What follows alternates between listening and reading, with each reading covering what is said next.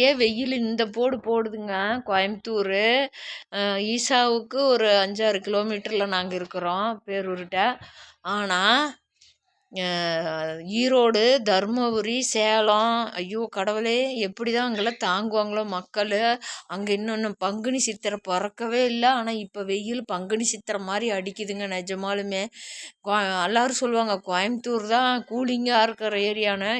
இங்கே பாருங்கள், காற்றும் அடிக்குது, வெயிலும் இருக்குது. ஆனால் ஓரளவுக்கு எங்களுக்கு பரவாயில்லன்னு தான் தோணுது. வெயிலில் போனால் தான் வெயிலாக இருக்குது.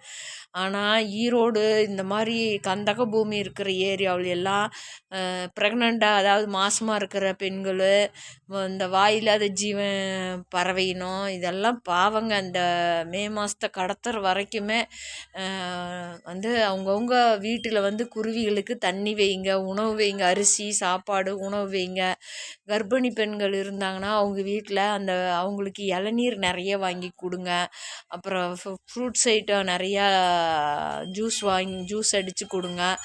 கடையில் தயவு செஞ்சு வாங்க வேண்டாம். ஃப்ரூட்ஸ் வந்து வீட்டிலையே வச்சு நீங்கள் பல வகைகளை வந்து ஜூஸாக அடித்து கொடுங்க, இளநீர் கொடுங்க. அப்புறம் கம்பங்கூழ் கடையில் வாங்கி கொடுத்துறாதீங்க. கம்பங்கூழ் வீட்டிலேயே நீங்கள் கம்பு கூழ் மாதிரி செஞ்சு அவங்களுக்கு கொடுங்க, நீங்களும் சாப்பிடுங்க, நல்லது தான்.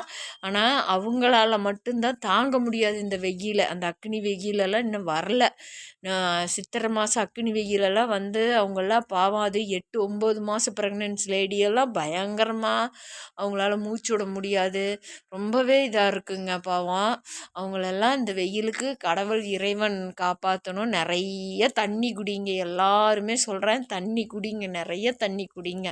மெயின் நம்ம உடம்ப நம்ம பாதுகாப்பாக பார்க்கணும்னா நிறைய தண்ணியாக இருக்கிற ஐட்டங்கள் சாப்பிடுங்க, தண்ணீர் குடிங்க. என் மனசில் பட்ட கருத்துக்கள் உங்கள்கிட்ட சொல்லியிருக்கிறேன். இந்த பதிவு உங்களுக்கு பிடிச்சதுன்னா லைக் பண்ணுங்கள், ஷேர் பண்ணுங்கள், கமெண்ட் பண்ணுங்கள்.